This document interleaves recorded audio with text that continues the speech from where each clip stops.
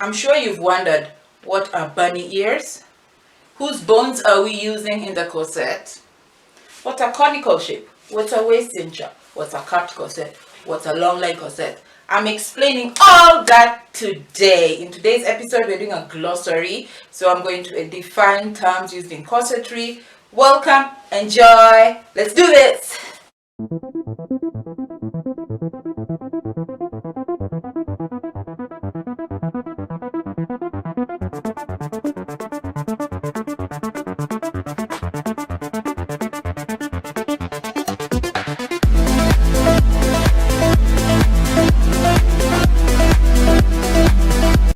Hey, thank you for joining me today.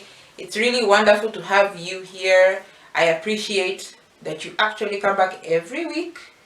Maybe some of you watch it later, but I thank you for your support. I really appreciate that some of you are taking time to watch these videos. So this week, I am going to talk more about the terms we use in corsetry because I realize that I do use those terms so much. I've used them throughout the series, and for some of you maybe it makes no sense and maybe you even gave up watching the video at some point, but I am going to explain more about them in this episode.